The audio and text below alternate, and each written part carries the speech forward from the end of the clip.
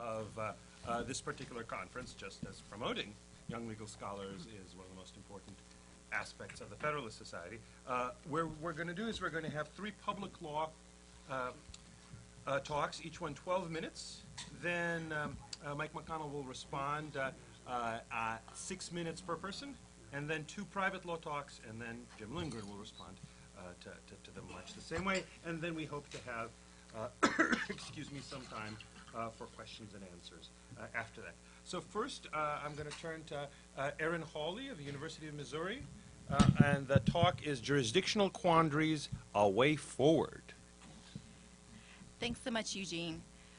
So as we all know, Hart and Wexler's famous dialogue is just one of the many that fill the law reviews and other fora about the scope of Article III jurisdiction.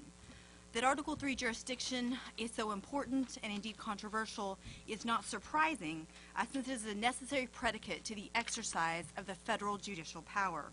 It determines which cases the federal courts may hear, it determines which statutes they may enforce, and indeed it determines which rights, constitutional or otherwise, they may protect.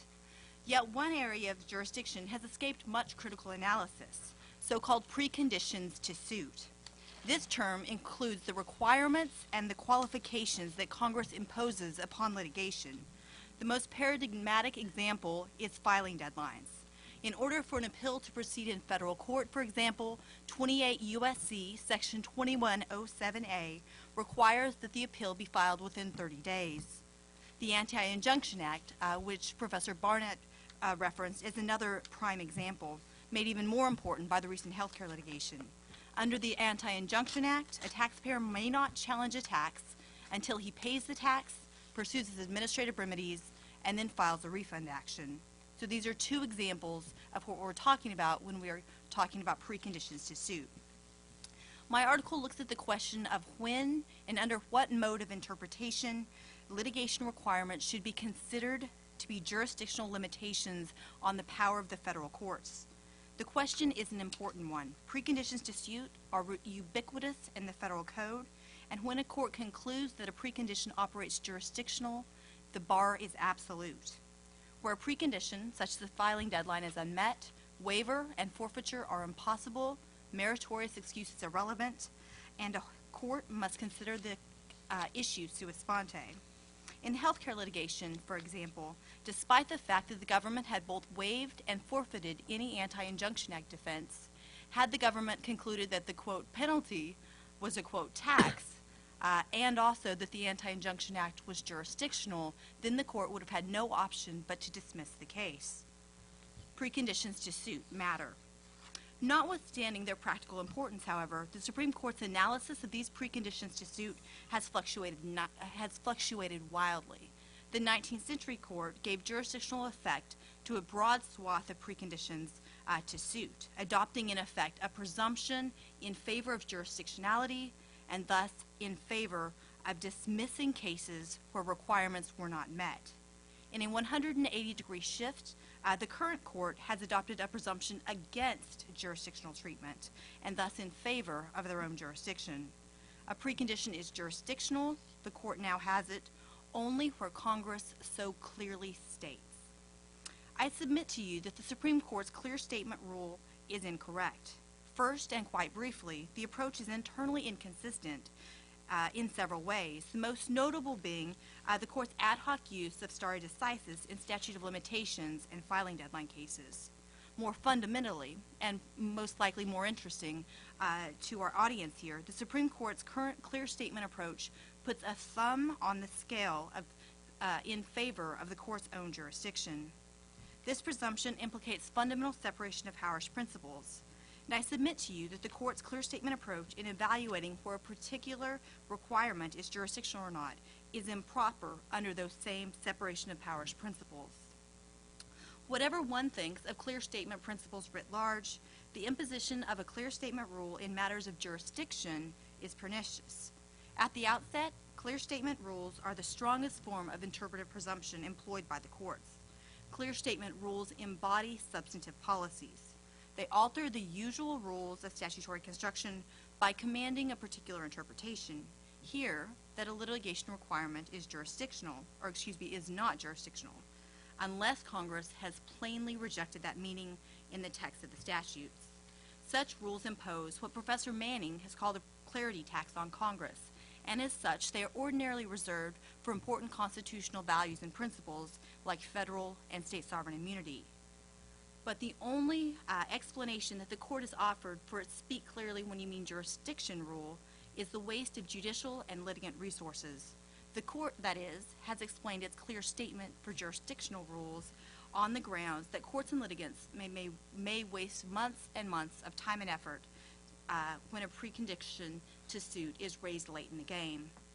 Yet waste and insufficiency are insufficient to justify a presumption that affects an expansion of Article III jurisdiction. Not only do such concerns themselves fail to advance an important constitutional principle, but they actually create constitutional difficulties of their own. The federal courts are, of course, courts of limited jurisdiction, and to be sure, there's a robust academic debate about what constitutional limits the Constitution places on Congress's regulation of Article III jurisdiction. But it's generally accepted that so long as another provision of the Constitution is not violated, Congress may exercise significant control over that jurisdiction. A clear statement rule, however, that has the effect of aggrandizing jurisdiction to the federal courts is in tension with Article III's delegation to Congress. Indeed, congressional control over an unelected judiciary is a key factor behind its legitimacy. Because clear statement rules require a court to discard the best reading of a statute when Congress has not spoken clearly enough, a clear statement rule for litigation requirements requires courts to dismiss cases in instances where they otherwise would not. The clear statement rule, in other words, allows courts to decide cases that they would otherwise dismiss. This outcome is troubling because the Constitution designated Congress, not the courts, as the appropriate branch for delineating jurisdiction. By loading the dice so heavily in favor of Article III jurisdiction, the court has intruded upon Congress's authority to define the jurisdiction of the federal courts and the appellate jurisdiction of the Supreme Court. The tension with Article III occasioned by the clear statement rule is particularly acute because the courts have adopted this rule to function retroactively. For the better part of 2 centuries, the federal courts have construed jurisdictional provisions narrowly. In addition to the Taney Court's mid-19th century approach of strictly interpreting preconditions to suit or requirements of litigation, both federal question and diversity jurisdiction have long been strictly construed, leading some commentators to note the canon requiring that courts construe jurisdictional provisions narrowly.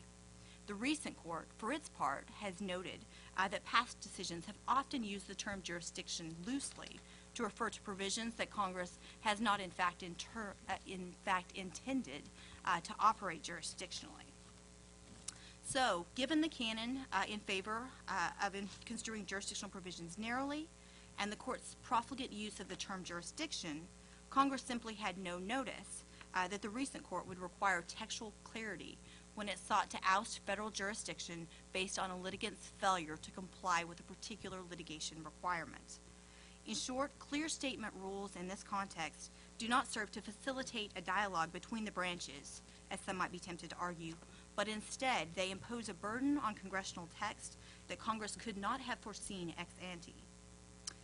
In light of the separation of powers concerns with the Supreme Court's current clear statement rule, I argue that a return to first principles of statutory interpretation is essential.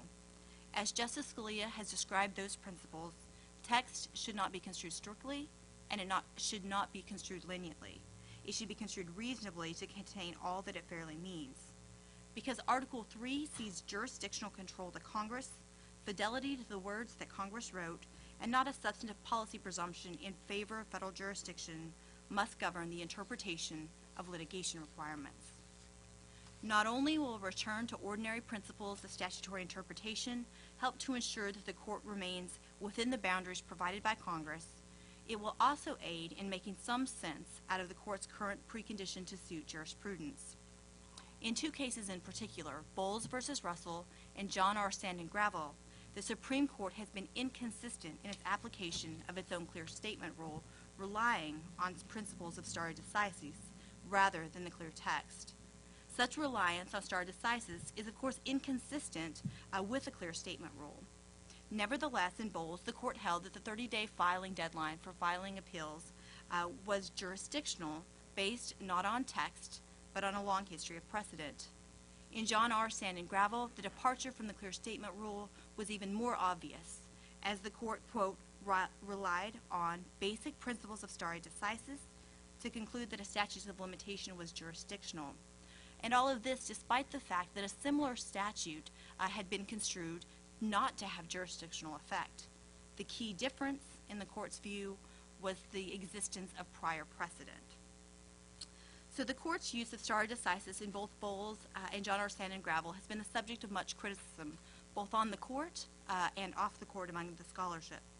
To return to a proper interpretive approach, however, would reconcile those cases by legitimizing their use of stare decisis principles in appropriate cases. Whereas a clear statement rule creates significant tension with the use of past precedent, a long history of case law would be relevant in ordinary statutory construction. I should mention one caveat here. It's true that the court has been profligate in its use of the term jurisdiction, so reviewing courts ought to be cognizant of the actual holding of those decisions and make sure that the prior court decisions treats those provisions jurisdictionally rather than simply labeling them so. Finally, and to close, although the particulars of statutory construction will vary with each case, the uniqueness of preconditions to suit makes it possible to outline a few factors that will be relevant to determine when a provision operates jurisdictionally. First, and obviously the text. Under a proper approach, the question will not be one of the specific words that Congress uses, but whether the provision speaks to the authority of the federal courts to hear a case. The Tax Injunction Act provides a salient example, specifying that, quote, the district court shall not enjoin cases challenging state tax laws. Second, the structure of the statute, including statutory exceptions to the prohibition and its placement or not in a jurisdictional provision will be relevant. And finally, as with other statutory construction questions, the broader context of the statute, including past precedent and the canons of construction, may inform the court's interpretation of preconditions to suit. Such workaday statutory construction will restore the proper balance to Articles 1 and Article 3 and return Congress to its rightful role in defining the boundaries of federal jurisdiction. Great. Thank you very much.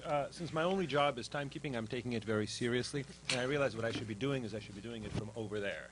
So I'm going to walk out there, and then I'll be able to signal you more effectively. While I do that, let me mention the next person up is Joshua Hawley, who will be talking about the transformative 12th Amendment.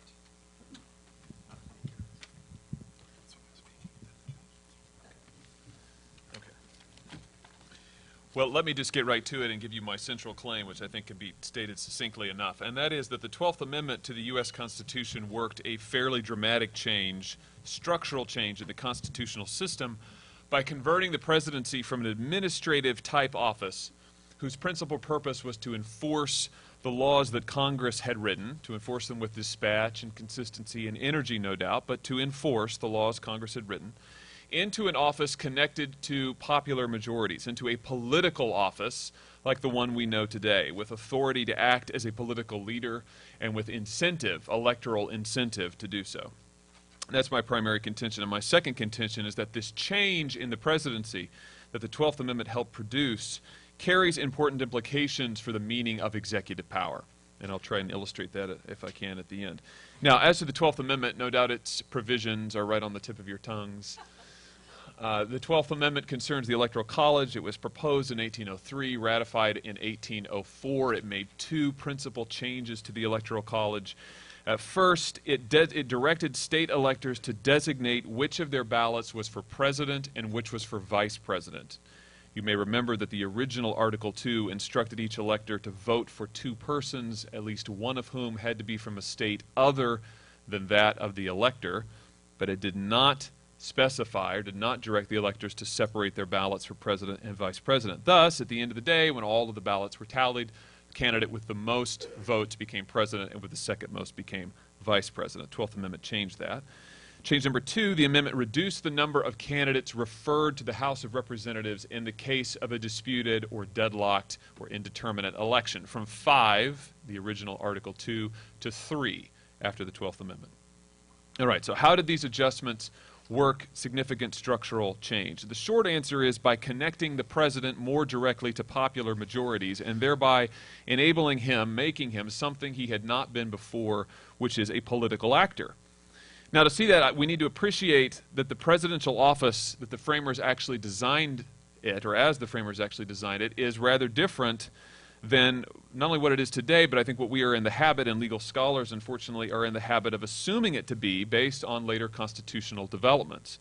So the framers' presidency was not an office to begin with much authority of its own. That is, not an office, to use Charles Black's memorable phrase, with much authority that stood on its own bottom. So you can see this, I think, by just thinking quickly about the presidential powers enumerated in Article 2, Sections 2 and 3. The president's most weighty powers it shares with Congress, of course, so the treaty and appointments power.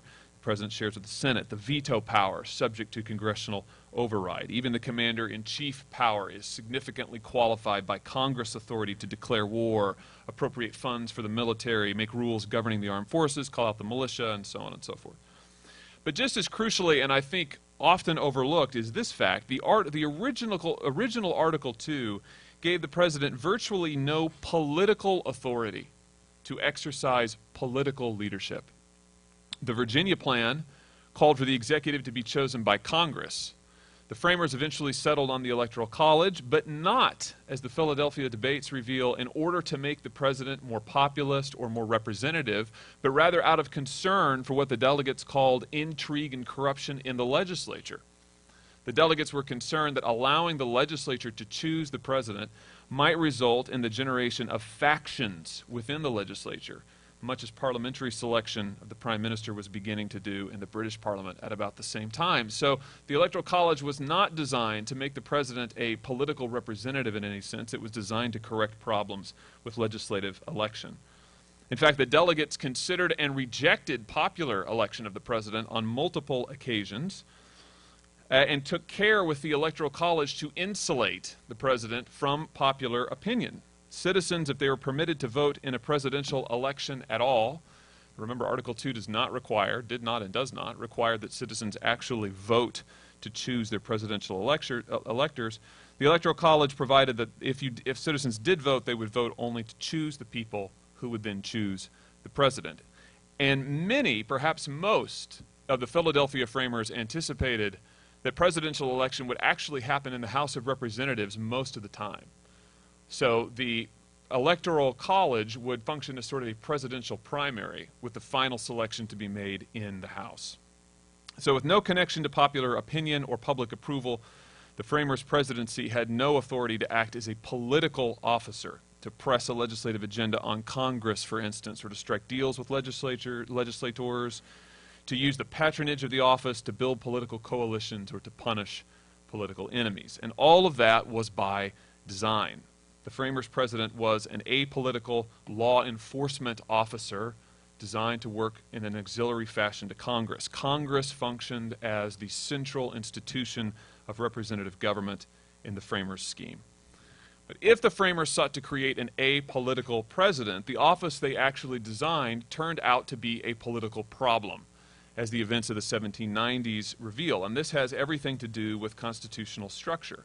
So while the original Article 2 gave the executive very little authority of its own, that executive turned out to be very well structured indeed to exercise power, as Alexander Hamilton quickly demonstrated with his economic and manufacturing and trade programs. Congress, by contrast, turned out to be ill-suited to exercise power. So as early as the first years of the 1790s, we see Congress routinely turning to executive departments and asking for help in crafting policy and then in implementing that policy. And this was hugely controversial. In fact, the executive's aptitude for exercising power and Congress's inaptitude for the same came as a surprise to political actors in the 1790s. By the middle of the decade, a legislative faction led by James Madison, you'll remember, sought to wrest control of policymaking back from the president and return it to Congress. Equally surprising, or equally as surprising to political actors in the 1790s, was the extent to which the president's actions carried political consequences. So by the middle part of that decade, James Madison and Thomas Jefferson, on the one hand, as the leader of the Jeffersonian Democratic-Republican faction, and Alexander Hamilton, on the other hand, had all come to appreciate that the executive could influence the legislature in significant ways, could be used to build political coalitions, and in fact, could be used to advance a broad political agenda. And by the time of Washington's retirement, all three had concluded that capturing the executive was vital to gaining control over the government. But the original Article II provided neither the mechanical nor the conceptual resources for this sort of political presidency that the 1790s foreshadowed. Mechanically, the Electoral College thwarted organized political competition for the office. It did not permit electors to communicate among themselves, of course, or to communicate or to coordinate their votes, and its two-ballot rule made it difficult for political parties to run presidential and vice presidential tickets. Conceptually, the framers' constitutional science treated Congress as the representative institution and thus as the center of representative government rather than the presidency. It was the achievement of the Jeffersonian Republicans to find a solution to this quandary. They proposed to not to prevent the president from exercising power, but to make the president's exercise of power democratic. So in other words, they proposed to make the presidency into a democratic institution, a representative institution, and the 12th Amendment was their instrument for this purpose. The point of the amendment was to facilitate organized political competition for the office, and by so doing to connect the president to public opinion. And concomitantly, the amendment was meant to reduce and constrain the role of Congress in presidential selection, which brings us back to the amendment's provisions. By instructing electors to designate which of their two ballots was for president and which for vice president, the text facilitated organized competition for the office. This overcame the problem of elector coordination posed by the original Article II. With electors now able to designate their ballots, there would be no more guessing as to how many electoral votes a given presidential candidate had at any one time, which was the feature of the original Electoral College that made competition so difficult. Eliminating this information deficit meant that organized political parties would now be able to run presidential and vice presidential candidates on a single ticket, and that recurrence to the House would be far less common. And to further constrain the House's role, the amendment reduced the number of candidates House members had to choose from in the case of a disputed election from 5 to 3. And amendment sponsors made it very clear that the purpose of this change was to constrain the House's choice to match the choice of the public. These mechanical changes had at least two structural effects, one related to the internal composition of the executive, and the other related to its relationship toward Congress. Internally, ballot designation eroded the vice presidency's significance and its political independence, making the executive more politically homogeneous and hierarchical. So the vice president was no longer a presidential candidate who just happened to fall a little bit short. The vice president was now, and ever always had been, meant for the number 2 position. He could not claim any independent political authority or support of his own, and depended for his place on the presidential ticket on a party, and therefore was very likely to be the same party as the president. Externally, politically contested election conferred on the president warrants for political action and incentives to act. Presidential election after the 12th Amendment became the central political event of the U.S. governmental system. Political parties organized around it, congressional, state, and even local elections were directly influenced by it. An election of this type gave the president political authority to act as a political leader, to initiate policies with Congress, to press a legislative agenda, and to claim the backing of the people, all of which Jefferson, as president, did. Now, let me just draw towards a conclusion by saying that this change in the president's ability to act as a political leader, to be a political actor, has significant implication, I think, for the meaning of executive power, partly because executive power is uniquely dependent, perhaps, on structure. The text of Article II provides notoriously little guidance as to what the president's executive power actually consists of. Section 1's vesting clause does not define executive power, and the enumerated powers of Sections 2 and 3 are open to broadly divergent interpretations, which means presidential power depends a good deal on context. Or to be just a little more specific, it depends on what the president may use his enumerated powers for. And my central claim here is that the 12th Amendment permitted and authorized the President to use the enumerated powers of Sections 2 and 3 and the imprimatur of the office, if you like, more broadly, for political purposes. And this should lead us to think somewhat differently about what executive power means. So to trace one application in closing, consider, for instance, the long-standing removal debate, the President's ability to remove subordinates. I would contend that by connecting the President to popular majorities and conferring on the President warrants for political action, the amendment transformed the business of law administration into a fundamentally political enterprise. So executive action is now political action for which the President is to be held politically accountable. But if the President is going to exercise the political prerogatives that the 12th Amendment confers on him, he must be able to control politically the executive branch. Thus, the structural renovations that the 12th Amendment carried out strongly suggest the President possesses the power to remove executive branch officials subordinate to him who are in policy-making positions. Other applications are possible. My closing point is simply that the presidency as we know it today is in many respects the product of the 12th Amendment, and both its character and the meaning of executive power cannot be appreciated apart from that amendment and its provisions. Thank you. So next, Dan, no, not Dan. Next, Randy Kozel. Settled versus right, institutional method and the path of justice. Thanks. Hi, everybody. So my paper deals with the interplay between precedent, judicial decision-making, and theories of constitutional interpretation. Are we on? Good. So the big issue I'm trying to grapple with is the operation of constitutional stare decisis. When should a court like the U.S. Supreme Court stand by a precedent, even though it doesn't view the precedent as reflecting the best interpretation of the Constitution? And conversely, when should a court be willing to break with the past and overrule a dubious or even an erroneous decision?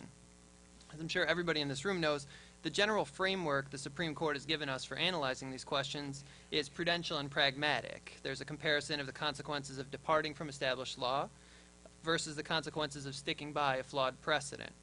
To use Justice Brandeis' famous formulation, we can think of this roughly in terms of the tension between leaving the law settled and getting the law right. I've written some previous papers dealing with various aspects of the effects of leaving the law settled, especially how we think about and treat the reliance expectations that can arise in connection with precedent. So that includes whether reliance expectations deserve judicial protection at all, and if so, what types of reliance, individual, legislative, systemic, societal, etc., ought to be part of the equation. In this paper, I'm moving to the other side of the ledger and looking more directly at the countervailing value of getting the law right and how that issue forms part of the stare decisis enterprise. And my central claim is a fairly simple one, but one that I think tends to be overlooked in the case law. And here it is. You can't determine the comparative importance of getting the law right unless you first ground yourself in an interpretive theory and an accompanying set of normative premises. In other words, interpretive theory is what provides the metric for assessing the value of getting the law right for purposes of stare decisis. So since my time is limited today, I thought I would try to flesh out just by using an example that I think everybody is familiar with. So take the recent case of Citizens United versus FEC, where the Supreme Court broke from precedent to hold that corporations have the right to make independent expenditures in support of political candidates. Part of the court's analysis there dealt with stare decisis, whether the court should abide by a relevant precedent, Austin versus Michigan Chamber of Commerce, or rather overrule it. But I would submit that you can't fully understand the value of overruling a case like Austin until you adopt some interpretive metric for determining which effects of precedent are legally relevant. For an example, an originalist who believes that it's illegitimate to abide by judicial interpretations that deviate from the Constitution's original meaning is going to say that Austin needed to be overruled regardless of its consequences, assuming, of course, that the original meaning of the Constitution protects corporate speakers. But adherents to other constitutional theories could adopt a very different approach to the value of interpretive accuracy. So, for instance, a living constitutionalist who focuses on laws' on-the-ground effects would need to consider issues such as how much or how little harm the Austin rule was responsible for causing. That is, did the restriction impoverish the marketplace of ideas, or did corporations find ways around the rule? Was societal discourse impacted at all? Did corporate speakers experience impairments of their autonomy and self-actualization, and so on? We would need to answer questions like these in order to assess the value of overruling Austin from the living constitutionalist perspective. And what I think this illustration shows is that we can't evaluate the net benefits of overruling Austin, or for that matter any precedent, until we first adopt an interpretive theory that tells us which costs and benefits are legally relevant to the stare decisis enterprise. So that's my first point. The need to adopt a theory of constitutional interpretation is a precondition of comparing the value of leaving the law settled against the value of getting the law right. Without an interpretive theory, the inquiry into stare decisis can't even get off the ground. My second point is that an interpretive theory is necessary, but it's not sufficient. In order to apply stare decisis in a principled and coherent way, there also needs to be engagement with the underlying normative premises that motivate you to adopt one theory as opposed to another. The idea here is that it can sometimes be misleading to talk in generalities about interpretive schools like originalism, because, as the folks in this room well know, different originalists can be motivated by very different normative justifications. You can just look around the room and see some of the absolute best scholars at describing the various justifications. You know, some originalists will be motivated by a desire to promote popular sovereignty. For them, a precedent like Austin, which had denied corporations the right to make independent expenditures, might be relatively unproblematic because the people retain the ability to correct it by enacting statutory protections through ordinary legislation. By comparison, other originalists, who might base their interpretive philosophy on, say, the presumptive consequentialist benefits of supermajoritarian rules, would take a different approach. For them, one of the important questions for purposes of stare decisis would be whether there was an overwhelming popular consensus that favored the retention of Austin or a similar precedent, notwithstanding its departure from original meaning. More broadly, how much of an affront an erroneous precedent represents to supermajoritarian wisdom and its presumptive consequentialist benefits. And those are just two among other variations of originalism, but the takeaway here is that your normative underpinnings are going to affect the degree of severity that you impute to various constitutional mistakes, which in turn will affect your application of stare decisis. And once again, the connection between interpretive theory and normative underpinnings isn't just limited to originalism. The same will be true of theories like living constitutionalism or beyond. The question is always the same. What types of consequences are constitutionally relevant to a precedent's continued vitality? Hence the broader thesis that you always need some integration of theory and normative underpinnings before you can properly apply the doctrine of stare decisis as the Supreme Court has formulated it. This doesn't mean that every consideration that's relevant to the stare decisis enterprise is enmeshed with interpretive theory. In the paper, I try to show that there are a number of independent considerations that can be usefully examined in isolation from theory. So those include things like the reliance implications that I talked about before. There are certainly lots of disputes over how to measure reliance and even what types of reliance, if any, are legitimate components of the stare decisis inquiry. But you can resolve those questions apart from and prior to layering on an interpretive theory. You can think about reliance independently, at least at first, although at the end of the day, before you can conduct a comparative analysis of the value of leaving the law settled against the value of getting it right, you're still going to need an appeal to interpretive theory to pull everything together. Now, if what I've said so far makes any sense as a matter of theory, there's still the question of what, if anything, judges ought to do about it in practice. And it's a tricky question because institutions like the Supreme Court don't operate by drawing on one consistent interpretive theory. Instead, the court's a pluralist institution when it comes to constitutional interpretation. It employs different modalities of argumentation from case to case without an overarching theory to connect them. Sometimes original meaning is front and center, other times considerations like political theory or pragmatic policy, etc., move to the forefront. Partly a function, of course, of the court's being constituted of multiple members, but I think it's also the product of the choices of some individual justices, and I think the recent confirmation hearings that John Roberts went through is a really nice illustration of a justice saying, I don't abide by any interpretive theory. I'm a bottom-up, case-by-case judge. I'm a pluralistic, I think, judge. But if I'm right about the need for integrating interpretive theory in order to fully understand the proper use of precedent, it's worth asking whether this sort of pluralistic approach to interpretation can ever lead to a coherent doctrine of stare decisis. And in fact, I think the answer is no, at least with respect to the doctrine as it's presently formulated. I think so long as the value of getting the law right remains part of the analysis, the doctrine of stare decisis is going to be fundamentally inconsistent with interpretive pluralism for the reasons I've discussed. That leaves three potential solutions for addressing the tension. First, the court could just get rid of constitutional stare decisis altogether, which means essentially you focus entirely on getting the law right. Second, the analysis I've tried to sketch here might provide a new argument for challenging the validity of interpretive pluralism itself, at least when pluralism isn't guided by reference to some overarching normative principle.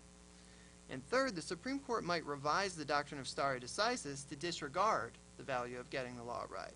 So this would mean reconstructing the doctrine slowly around independent considerations, those that can be assessed outside of interpretive theory.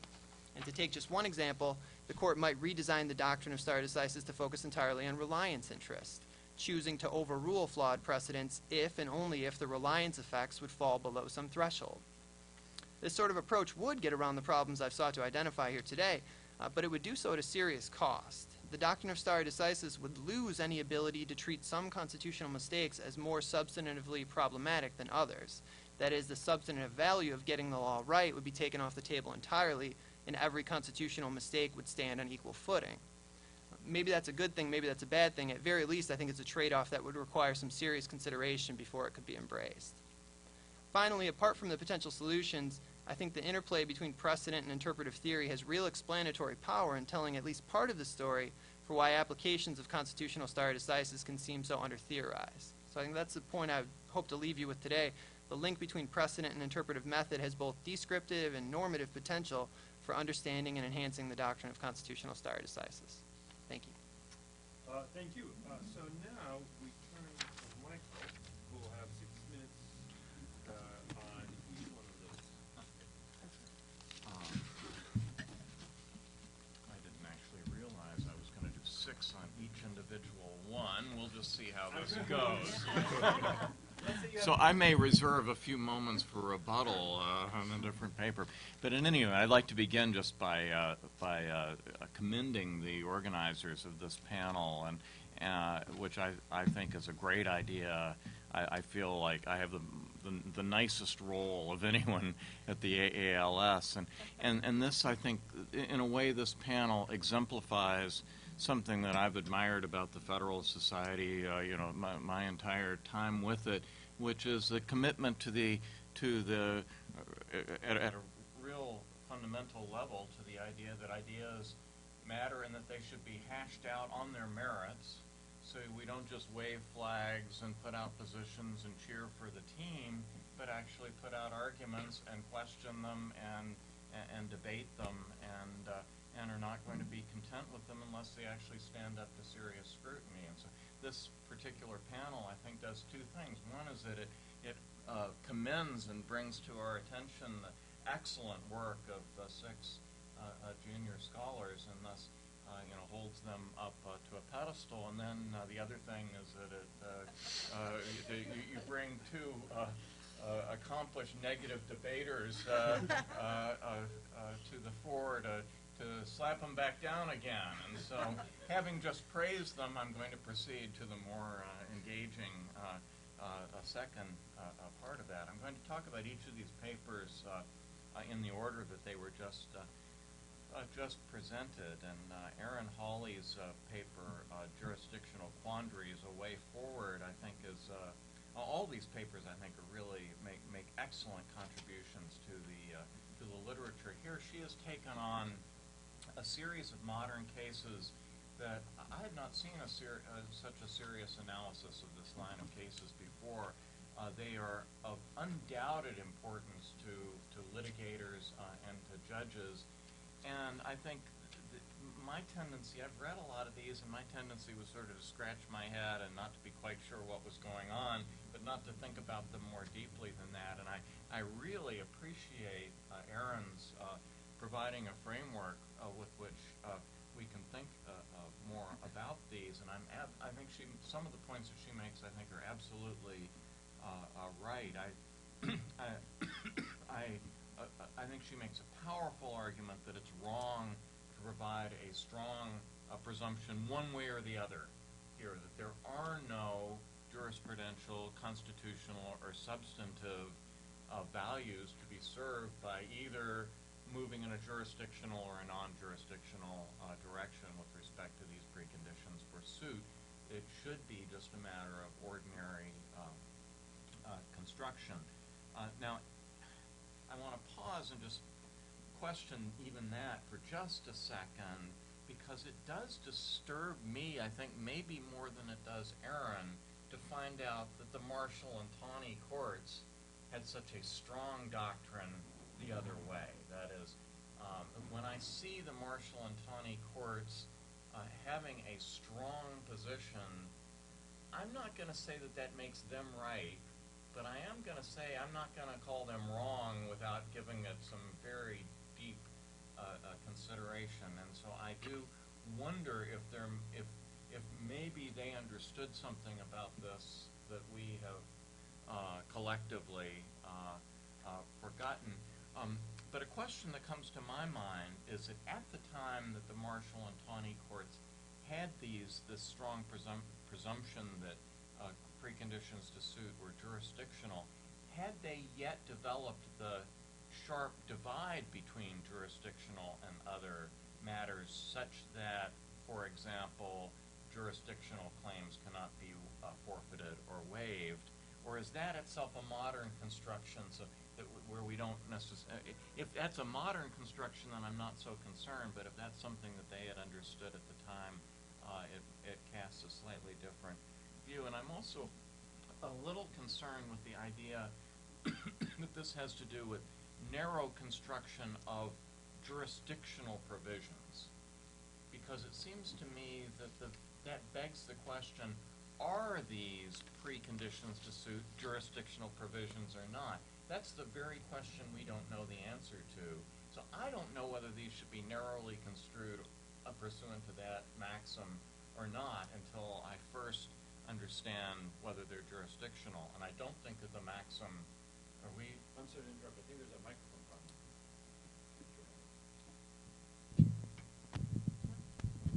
Okay, sorry. Are we okay? Much better. Yeah, there was one. Oh, well, okay, sorry. Sorry to all the people, to the multitudes listening to this on their in future broadcasts. So I'm not sure whether that maxim of a narrow construction of jurisdictional statutes actually gets us very far. But in any event, I'm persuaded, putting aside the Marshall and Taney courts, of Erin's particular point here.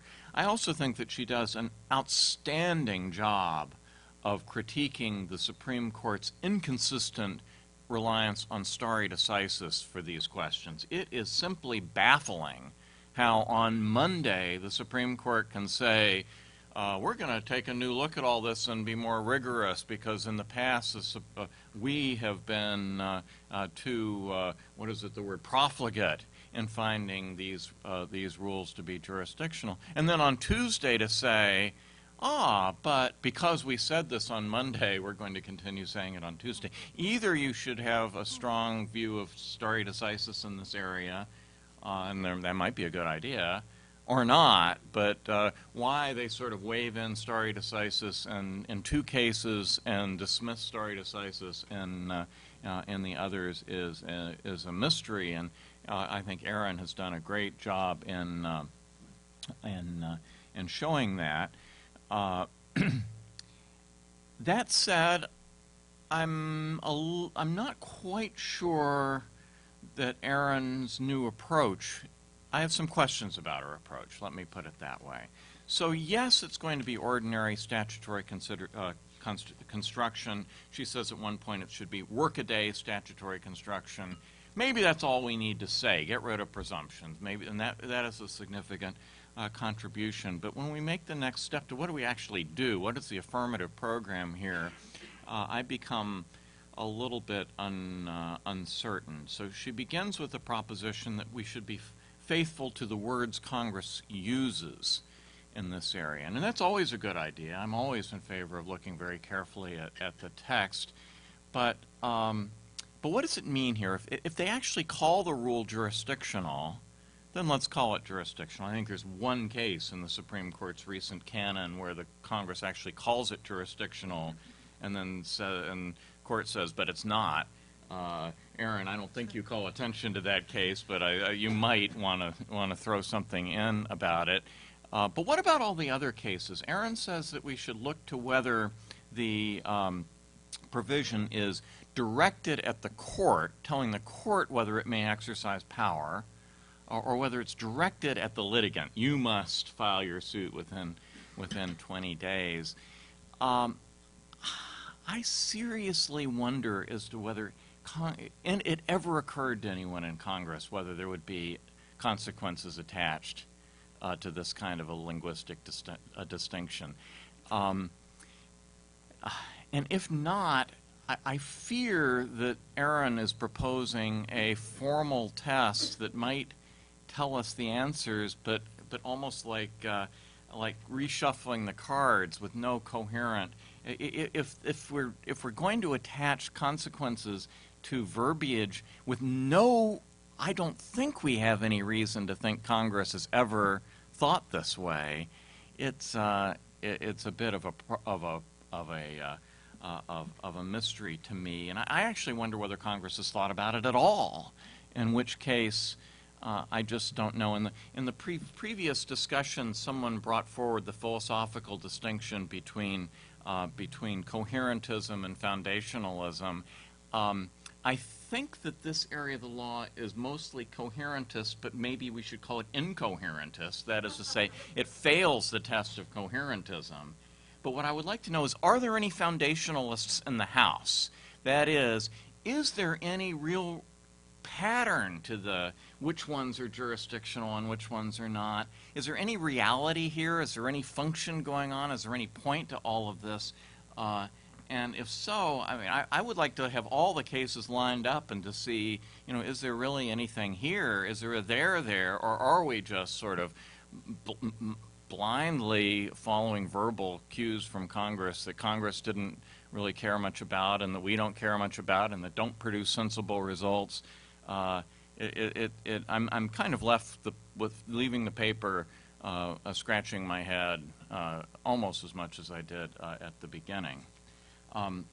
Moving on to Josh's paper, I learned a lot from this paper. This was an amendment I paid very little attention to. Great history. It is transformative, this 12th Amendment. I'd never recognized that before, and I think that he's right that the implications for constitutional governance in our system are very large from this amendment. But he makes a stronger, and in a political science sense, I think that's a sufficient claim to be a really first-rate paper. That is, we made a legal constitutional change, and it has had some serious ramifications.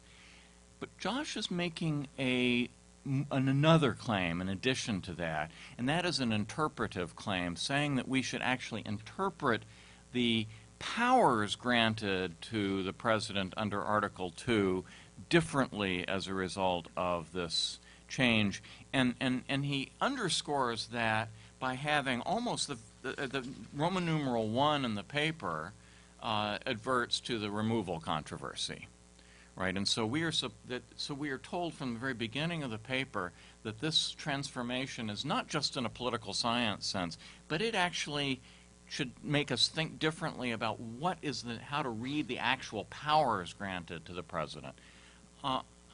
Count me skeptical for two reasons. One is that I think I don't quite agree with Josh on the history, and then I really don't agree with Josh on the constitutional methodology point. First, as to history, I think Josh exaggerates the degree to which the framers in Philadelphia created a non-political president. I do think that we cannot prove that they did create a political president, but Article 2 is the most cryptic of all the major provisions of the Constitution. For good reason. They had never witnessed an elective Republican executive before, and they didn't know what it was going to look like. Madison freely confessed in a letter to Washington, written just before he left for Philadelphia, that he hadn't given the executive much thought. Very few of them had. They didn't really know. We do know this, though, that they rejected the idea of a purely administrative executive agent of Congress view. We know they rejected that because Roger Sharman was a huge champion of that view, and he lost at every point. If they had wanted somebody who just was going to execute the laws of Congress, They would have allowed it to be elected. He would have had the executive elected by Congress, as Sharman suggested. They would have allowed him to be cashiered by Congress, as Sharman suggested. They would have let Congress set his pay and cut the pay, as Sharman suggested. They rejected all of those things. Now, why? Partly it was because of the Madisonian view that the president ought to be a check on Congress.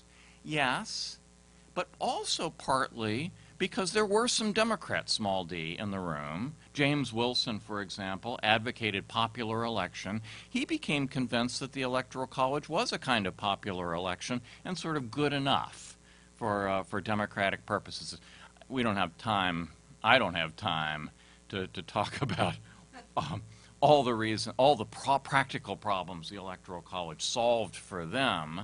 But it was a democratic. But more important, the conceptual problem.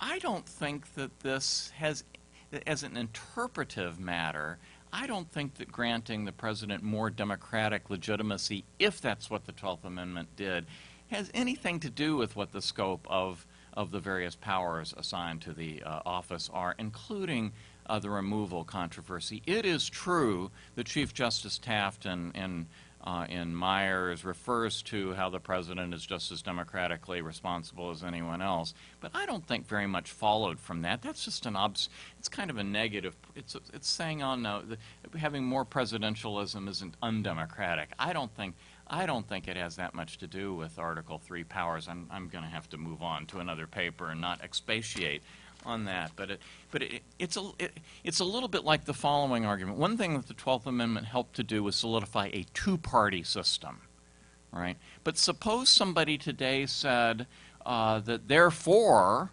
laws discouraging third parties are perfectly constitutional. I think we'd all say, no, that doesn't follow from it at all. Just because the 12th Amendment encourages a particular two-party system doesn't mean that the Constitution now requires it. Just because the 12th Amendment encourages a particular kind of president doesn't mean that it actually requires that kind of president. And speaking of precedents, now we have Randy's paper, very sophisticated paper on stare decisis, making, I think, the extremely important point that the various interpretive schools must have a theory of stare decisis that is consistent with them. There is no theory of stare decisis which is one size fits all. If originalists are going to have one, it has to make sense of what originalists think of as right, and so forth. I'm not sure that I go along with most of the details of his account, though. To begin with the originalism, living constitutionalism distinction, he tells us that originalists have trouble. Basically, they don't have a good theory of following precedent, where living constitutionalists do, at least sometimes. I think this is comparing apples and oranges, because when we think of originalists, what I'm thinking of is people engaged in the originalist piece of originalist practice, which is the idea that words meant something when they were written, and so they mean the same thing now. For the same reason, living constitutionalists, the living piece of living constitutionalism is let's do the best thing for today, right? They're neither living constitutionalists in the flesh nor originalists in the flesh just do those two pieces. That's what makes their views distinctive, but they do a whole lot of other things as well, right? And so Scalia does take precedent into consideration, and so do the living constitutionalists. But in theory, precedent is no more relevant to living constitutionalism than it is to originalism. Old cases don't have any more bearing on what the right thing is to do today than old texts do. What I think Randy leaves out is a whole other family of schools, which I think the best term for this is to use Madison's term of liquidation. That is, that there are those who believe that the Constitution has been constructed over time, partly through things like Josh's political elections that resolve things, partly by Gettysburg that resolves some things, partly through courts, partly through longstanding custom and tradition within democratic bodies like state legislatures, but that the Constitution gains actual meaning over time. For these people, stare decisis is at the heart of their enterprise, right? Because that's Constitution isn't just what it was at the beginning, and it isn't just what we want it to be now. It is a tradition of law which has been changing over time. And for them, stare decisis is not an exception, not something you plug in. It is, it is absolutely central to the enterprise. And this is something that I think that Randy should take into consideration. Should I stop? Because I'd like to give one more thought. Randy directs powerful fire against what he calls the pluralists, and he demands to know how could they possibly have a theory of stare decisis. He says they can't. Well, of course they can't. They don't have a theory of anything. That's the whole point, is that they refuse to choose among theories. Why should stare decisis be anything different than that? But there is a view, there's a type of pluralist that might not be quite as crazy and incoherent and inconsistent as that. That is the person who views each of these modes of interpretation as having a certain amount of validity, and that they come to the fore in different cases depending upon what is the evidence in the particular case. So if you have a case with really powerful originalist evidence, we'll act like an originalist. But if the evidence there is pretty weak, on the other hand, there's a really strong line of cases, we're going to go with stare decisis on that. On the other hand, if the cases are kind of inconsistent and whatever, maybe we're going to look to consequences, because if the consequences are really clear, it's just that in different cases, different ones of these things that judges all look to are going to be more salient than in others, and there are going to be a whole class of cases in which stare decisis is the most salient element in a particular case. And I don't think there's anything incoherent about that. It may be that there's lots of gray area judging, line drawing as to why you think one thing trumps another in a particular case, but I think that still can lead to a coherent enterprise. So thank you to the three paper writers. Thank you. Now we turn to Kelly on the right to include. Thanks. So recently in property law and property theory, there's been a great deal of scholarship on an owner's right to exclude. Much of this work has been beneficial for gaining a better understanding of property law. In this paper, I focus on a subject that has received much less attention. That is, an owner's right to include. I argue that the ability of owners to include others in the use, possession, and enjoyment of property has tremendous social benefits. At the same time, inclusion entails a number of potential costs, including, most notably, the risk of opportunistic behavior by owners and non-owners alike. This trade-off creates what I call the dilemma of inclusion. That is, including others entails certain risks, but not including them means foregoing certain benefits. In addition, there is also a puzzle about inclusion. Why does the law authorize so many types of inclusion, including not only informal inclusion, inviting somebody over for a dinner party, and contractual inclusion, but also various quote-unquote forms of inclusion in property and entity law, such as licenses, leases, easements, bailments, trusts, partnerships and corporations, as well as condos, co-ops, franchises, etc. My thesis is essentially that this puzzle actually helps to solve the dilemma of inclusion. That is, the law, by enabling a proliferation of forms, may mitigate the dilemma by maximizing the benefits of inclusion in a variety of contexts, while minimizing this danger of opportunism. Understanding this right to include, including how the forms of inclusion help to deter opportunism in situations where contracts or contractual inclusion may be insufficient, I argue has implications for law reform as well as ongoing debates such as the property contract interface, the numerus clausus, and the right to exclude itself.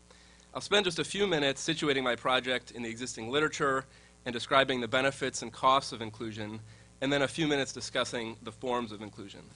Along the way, I may use a few sports examples, and because Notre Dame, where I teach, is in the national championship game on Monday, maybe even a few football examples that I feel obligated to include. So the existing literature, there's been a lot written about the right to exclude. So obviously, the right to exclude has been emphasized since Blackstone. The U.S. Supreme Court, in talking about property as a bundle of rights, has said even within this bundle of rights, the right to exclude is fundamental. Recently, Tom Merrill, Henry Smith, James Penner have reinvigorated discussion about the right to exclude. So there's a lot of literature there. There's also kind of this countervailing literature on what I call the right to be included. That is, under what certain circumstances do we think that public policy or other considerations might push us to create exceptions to the right to exclude. Now, there's much less about the right to include, although I'll say up front that I'm not coining that term, that other people have used that. But I'm hoping to examine it more systematically from a functional perspective than what's been done before, right? So a few of the case books, the Duke Minier Creer, I guess it's now Duke Minier Creer, Alexander, and Schill book, talks about the right to include as well as the right to exclude. Merrill and Smith, in their case book, because they emphasize this idea of property being a gate that an owner could either open or close, have this idea that, well, the owner could close the gate, can exclude, but could also open the gate to their property and include, all right? In addition, in intellectual property law, Rob Murgis, in a recent book, Justifying Intellectual Property, which is a book that kind of is the coalition of a bunch of articles he's written, also emphasizes this idea of right to include, and he actually says the supposedly exclusive right of property is actually bound up with various forms of inclusion, right? Just one sort of clarification here, and maybe this is anticipating a potential objection, which is, well, isn't inclusion just the quote-unquote flip side or the other side of the coin to exclusion? And I think there's some truth to that objection. That is, certain types of inclusion are just waiving the right to exclude, or if you contractually waive the right to exclude, in that sense, you really are just including somebody else. So I think that's true. I'll note, however, that you can have situations in which you have the right to exclude, but not the right to include, right? And there may even be situations, if anybody has great examples of this, I'd be open to hearing them. There may even be situations in which you have the right to include, but not to exclude. So just to give one quick example, if I'm hosting a tailgater at a football game, and if I'm co-hosting it with several friends, right, I might have the right to invite other people, to include other people, right? But if my friends bring their guests, I might not have a right to exclude those people, right? So I realize that's not kind of a core example. I'm open, like I said, if you have great examples, I'd love to include them in the article. But the reason I'm not so much focused on situations in which you have a right to include and not the right to exclude. Instead, I'm focused on, well, all of these different forms of inclusion that are in entity or property law, which I listed like leases and bailments and trusts. Sort of why do we have all of those as opposed to just, say, contracts? Now, the other part of this puzzle, and this is what originally sparked my interest in this topic, is the courts seem to be confused about all these forms as well. So I teach a case called Baseball Publishing Company versus Bruton, which is about a billboard near Fenway Park. And I'm not going to give you the whole case due to time constraints. But basically the issue is the plaintiff was arguing this is a lease. Sorry, my voice is going. That's what you get. I was on leave this past semester, so I'm not used to talking this much. So the plaintiff was arguing, look, this is a lease, so I should be entitled to specific performance. Defendant was arguing, look, this is a license, so the remedy should be damages. The court ultimately finds this is an easement in gross, right? Not even what either of the two parties were arguing. Thanks. A more recent case, Golden West Baseball versus City of Anaheim, there, again, it was an issue about, well, the agreement that the Anaheim Angels had with the city about what their ability to use the baseball stadium for 81 games. The court says it's not a lease. It may be either an easement or an irrevocable license, but it really doesn't matter. And the court even says, well, the label given to the interest is of little importance. Little practical purpose is served. by attempting to build on this system of classification. Right? It is increasingly difficult and correspondingly irrelevant to attempt to pigeonhole these relationships as leases, easements, licenses, etc., or some other obscure interest in land devised by the common law in far simpler times. So the puzzle is, why does the law authorize so many different forms of inclusion? Is this just a relic of feudalism, or is there some functional justification? And to what extent, if any, do these forms differ from contracts? Right?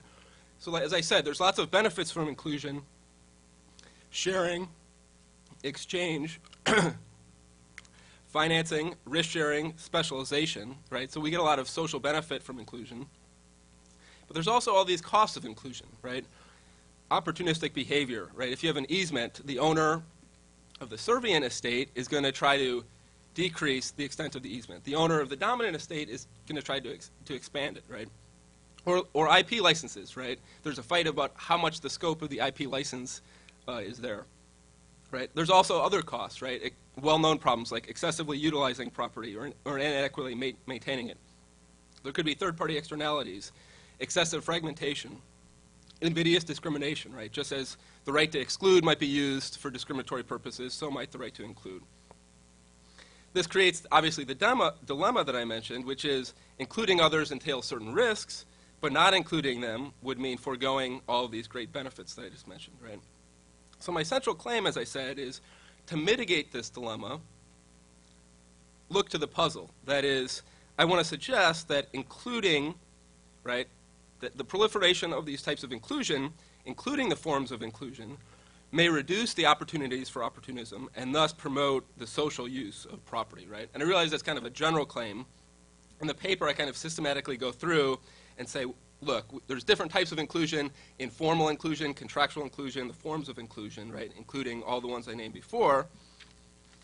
And what I want us to examine more closely, right, is sort of two issues. One is, it's relatively easy to separate why we might want contractual inclusion as opposed to informal inclusion. That is, contractual inclusion gives you more certainty, right? That's having the legal backing to be able to say, no, you can't revoke your right to include. It has to be a legal right, right? There's also costs of contracts. That is, sometimes you might want informal inclusion because contracting is costly. As Eric Posner has suggested, maybe we want social norms for low-value opportunism, whereas we want contracts for high-value opportunism, right? Or even sometimes involving high-value, high-stakes opportunism, maybe we can still rely on social norms, right? For example, the diamond trade in New York City. The more difficult question is, what is the difference between contractual inclusion and all these forms of inclusion that I've been talking about, right? And what I want to suggest, and this is probably going to become a second paper, and so this is kind of where I wind down my comments, because this paper is already way too long, but in a second paper on the forms of inclusion, I want to look more particularly at what are the differences in these, all of these forms. That is, one key difference that you often see is that contracts may sometimes be insufficient because the normal remedy in contract is compensatory damages, right? But much more often, so that might be insufficient to deter opportunism, right? In addition, these forms entail other doctrines, right? Like mandatory rules, which you wouldn't normally see in contracts, or fiduciary duties, also that wouldn't just be within the contractual model. What I want to do in this next paper, which is a takeoff on this paper, is to see, well, what are the functional differences between these forms? What explains these different mechanisms for controlling opportunism, right? So, for example, mandatory rules might be a way of controlling opportunism, right? So Dean Luke has suggested that the implied warranty of habitability might actually be an anti-opportunism device, right? And we see that in residential leases. We don't see that in commercial leases, right? We see that with co-ops, which technically involve a lease, but we don't see it in condos, right? So these different forms kind of utilize mandatory rules in different ways, which I think is interesting.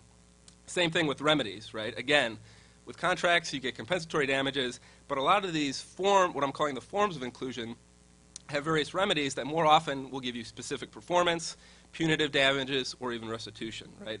Same thing with fiduciary duties, right? Some of these forms, trust law, corporate law, I guess are the most obvious examples. They utilize fiduciary duties, whereas we don't see fiduciary duties popping up in things like leases or condos, although people have argued that they should, right? So to sum up, this next extension of this work, basically I want to look at these different ways of dealing with opportunism, and I want to suggest that they might not only explain, but also justify why having multiple forms of inclusion, as opposed to just going with contracts, may actually deter opportunism and promote the social use of property. Thanks. Sorry about my voice. Apologize. Thanks very much, and speedy recovery. Minor Myers will be speaking on fixing multiforum shareholder. Thanks.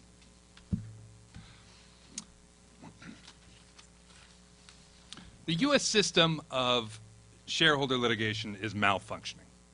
Data I've collected shows that in important cases, shareholders regularly file identical claims in multiple courts.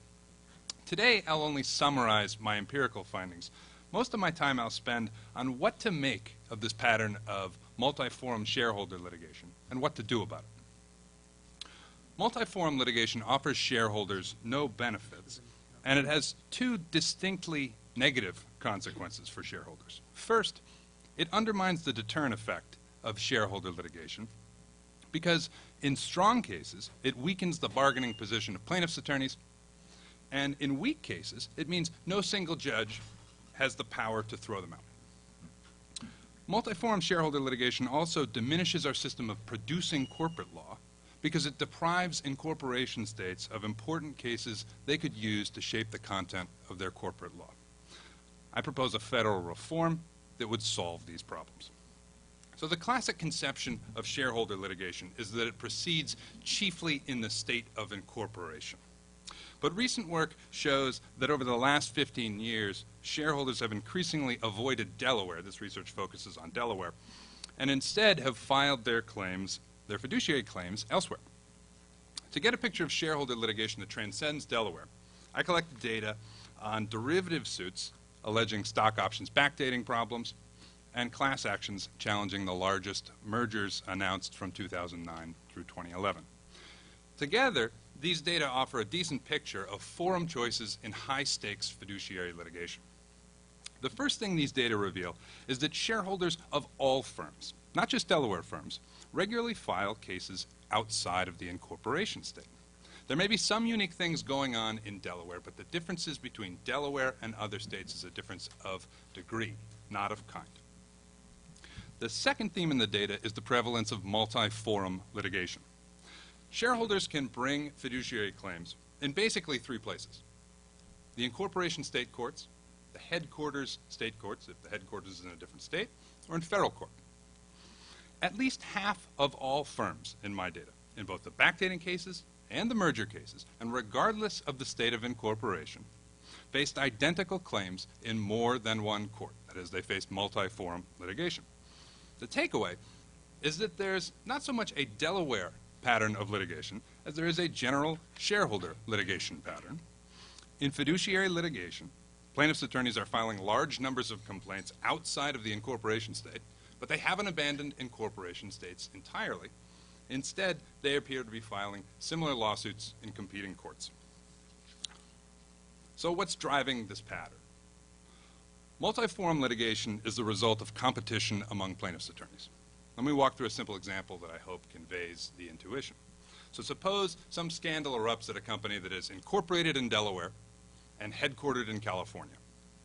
Many plaintiffs' attorneys plan to file complaints, and each can file in one of three places: California, Delaware, federal court.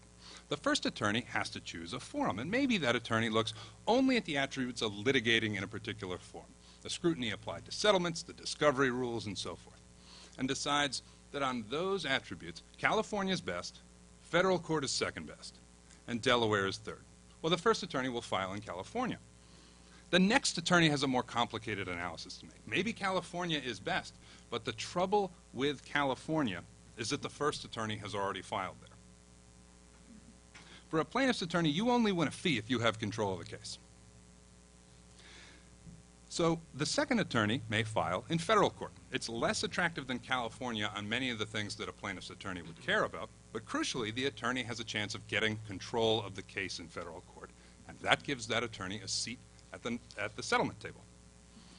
And if the attorney can expedite proceedings in federal court, the center of gravity in the litigation may shift there, giving that attorney even more leverage in settlement.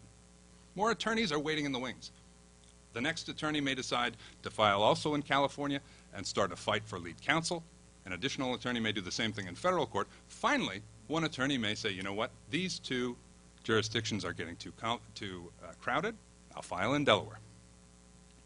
Additional attorneys will file, all trading off the attractiveness of the forum against the likelihood of getting control of the case. In equilibrium, no plaintiff's attorney has sufficient incentive to file an additional case in any forum. The multi-forum character of shareholder litigation comes with considerable costs and no benefits that I can identify for shareholders. At first glance, you might think, well, this looks like a market in the enforcement of fiduciary duties. Courts are competing for cases. But this isn't the kind of interjurisdictional competition that in other circumstances can be normatively attractive. If courts are competing to attract case filings, the terms of the competition are to attract plaintiffs' attorneys, not actual plaintiffs. And the interests of plaintiffs' attorneys diverge from the interests of shareholders in well-known ways. So as far as I can tell, there are no benefits from multi-forum shareholder litigation. And there are two striking negative consequences. First, it weakens shareholder litigation as a governance tool in a few ways. For weak cases, no single court can throw the claims out. That diminishes the power of any particular judge to deter nuisance suits. Multi-forum litigation also diverts attorneys' fees away from the lawyers who are actually prosecuting the claims. The price of peace in multi-forum litigation is often fees for the lead counsel in each forum, whether or not the litigation is active in that forum. Splitting fees with inactive attorneys diminishes the ex-ante incentive for the prosecuting attorney to invest in pursuing the claims. Multi-forum litigation also can inhibit the ability of any plaintiff's attorney to press for a tough bargain in settlement. Under current law, the plaintiffs in each forum are in competition with each other to achieve a settlement. Each is offering defendants the same thing, a general release from all claims arising out of the same facts. A settlement with the plaintiffs in any one forum precludes all of the claims in all the other forums. This creates what John Coffey has called the reverse auction. Defendants will settle with the plaintiffs who offer the most attractive settlement terms, and each plaintiff, knowing that the other plaintiffs will make settlement offers, limits its settlement demands. The result is that defendants can obtain weaker settlements even in strong cases. In sum, however feeble you think shareholder litigation may be as a tool of corporate governance, its multi-forum character aggravates its ineffectiveness. The second major negative consequence of multi-forum litigation is that it undermines our system of producing corporate law in the U.S. There are strong reasons to think that some of these disputes that are leaving incorporation states in multi-forum litigation involve important transactions or novel legal questions. And when cases proceed in alternative fora that is not in the incorporation state, incorporation states lose out on the opportunity to update their law and apply it to new scenarios. This is, of course, a problem for Delaware, but it's a problem for any state that wants to provide authoritative guidance on the content of its corporate law to the firms that incorporate there. Thus, there are negative systemic consequences arising from multi-forum shareholder litigation. So how can we fix this? I've got a proposal. Now, there are three basic places, as I said, where shareholder litigation can proceed: the incorporation state, federal court, and other states. And the goal is to coordinate proceedings across these three court systems. So the first component of my proposal would require a federal court to stay proceedings before it if a similar fiduciary claim is filed in the incorporation state within 30 days. The other main component of my proposal, so that takes care of the federal court. The other main component of my proposal addresses what's going on in other states. And I would make such cases removable to federal court with the same condition: if a similar claim is filed in the incorporation state within 30 days. And once removed to federal court, it would be subject to the stay I mentioned a moment ago. Making this work requires, among other things, altering the rules of diversity jurisdiction. But together, these rules, I think, would coordinate shareholder litigation across multiple fora. They'd actually do more. Thanks to the competitive forces among plaintiffs' attorneys, my proposal would likely eliminate multiforum litigation altogether. A fiduciary case outside of the incorporation state would be incredibly vulnerable to being taken over by another attorney who filed in the incorporation state. By contrast, a case in the incorporation state would be very secure. No one else could take it over, no one else could settle it. Thus, in cases likely to attract a lot of litigation, the ex-ante incentive would be to file in the state of incorporation. The case for creating some mechanism to coordinate litigation in multiple fora is, to my mind, overwhelming. The thornier issue is what rule of priority within that mechanism to use. To me, there are very good reasons to prioritize the state of incorporation as opposed to the first filed state or the whatever state comes first alphabetically. The substantive law of the state of incorporation applies wherever the claims are litigated, so non-incorporation states have almost nothing at stake in adjudicating the internal affairs of entities organized elsewhere. An incorporation state, by contrast, has a strong interest in overseeing important claims involving its corporate law. It can update its law, it can clarify how existing law applies to new scenarios, and it, crucially, can establish appropriate settlement values and attorney's fees in ways that encourage strong cases and discourage weak ones. The last thing I want to mention is the ability to opt out of my proposal. My proposal in practical terms would channel a lot of litigation to Delaware. Individual firms may wish to have some alternative rule of priority for where their shareholder disputes will proceed. My proposal allows for that. A firm could adopt a forum selection clause. That is a provision in its charter or bylaws that says shareholders must bring all claims here. And by doing so, a firm under my proposal could pick a different jurisdiction other than their state of incorporation. They could also opt out of the entire proposal if they wish, leaving shareholders free to bring claims as they can now, wherever they can get jurisdiction. So my proposal takes away none of the freedom firms have to currently order their affairs. It simply switches the default in disputes attracting a lot of lawsuits from litigation anywhere to litigation in the incorporation state. Thank you very much. Now Jim will comment on the two papers.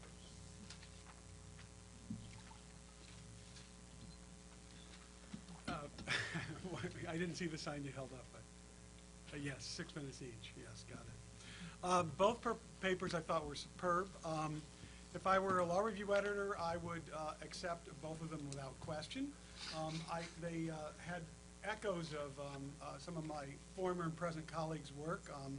I thought Dan's paper was, echoed Tom Merrill and Henry Smith's work that they began at Northwestern, and Miner's work really expands on and improves some points that Bernie Black made in some of his work.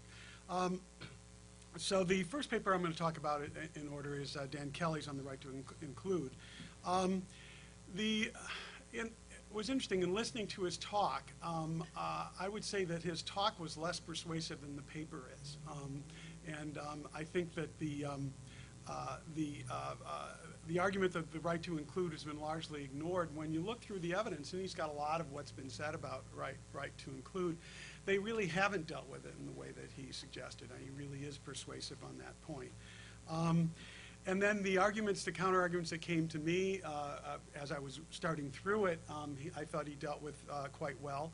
But it's not just the flip side of the right to exclude. I thought he was very successful in dealing with that. That it's not just a partial transfer of an interest in property. I thought he was a little less successful in the sense that some things can be fairly characterized exactly that way, but not all kinds of inclusion. So creating an interest in trust, for example, I think can fairly be viewed as a partial transfer. So it doesn't cover all inclusion, but parts of it can be dealt with very easily in that way. He somewhat grandly talks about the dilemma of inclusion. The idea that there are benefits to inclusion, and then there's the opportunism of individuals, and that you want to maximize benefits, reduce opportunism. He didn't go through, he didn't have time, so I'll just add a little bit on types of inclusion. So he talks about informal inclusion, that's non-enforcement and waiver, contractual inclusion, which you decide by contract to include.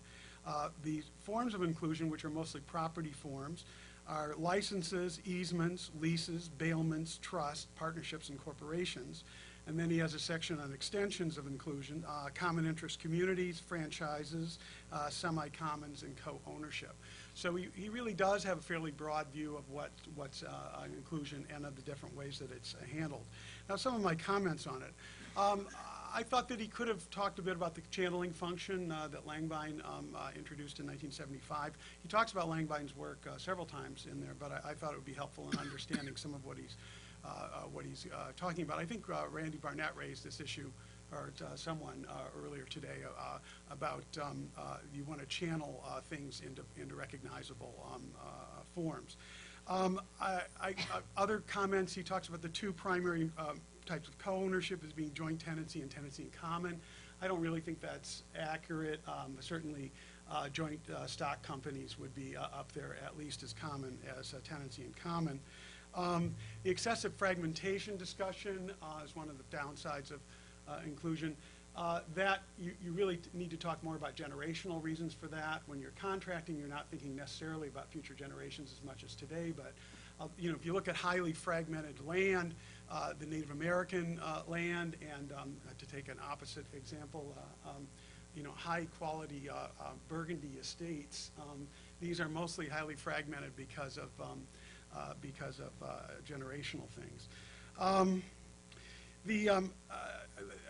I thought there was one theoretical weakness in the paper in discussing, talking about why contract is treated differently than these forms of property. On pages 113 to 115 in the paper, that's single-spaced. This is a long paper. It needs to be cut or split, which he already intends to do. He talks about three different theories. Transaction costs, information costs, and verification costs, theories of handling this kind of thing. And, I went back to Coase, and so Coase in 1988 endorsed Carl Dahlman's description of transaction costs. Search and information costs, bargaining and decision costs, policing and enforcement costs. All three theories are actually transaction cost theories. They're not different theories. They may emphasize different aspects of transaction costs, but they're all transaction cost theories. And this line of Coase's, which is another one to remember for those who think Coase is empirically testable and suggests the breadth of what he's talking about. He says that when there are no costs of making transactions, it costs nothing to speed them up so that eternity can be experienced in a split second. Eternity experienced in a split second. So obviously, pretty much everything becomes transaction costs in such a world. Okay. Now, the big question here is the so what question. So what? And I think that this is a genre that's been going on for 10 or 15 years. I think that the bar's been raised to what you have to do to write a successful paper in the genre. I think you actually meet the bar easily, but this line is going to be the low-hanging fruit's already been picked, and one should be a little concerned about that. Of course, it's easy to place in the law reviews because it's so important in first-year case books.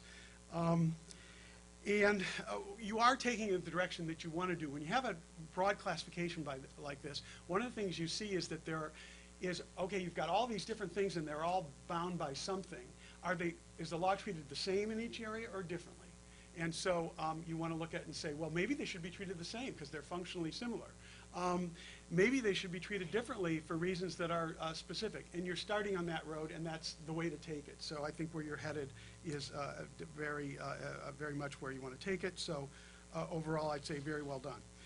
Now, on Minor-Meyer's paper on fixing multiforum shareholder litigation, obviously the federal judge on the panel should be the person commenting on the civil procedure and multiforum litigation, but nonetheless, since it was deemed private, they asked me to do it.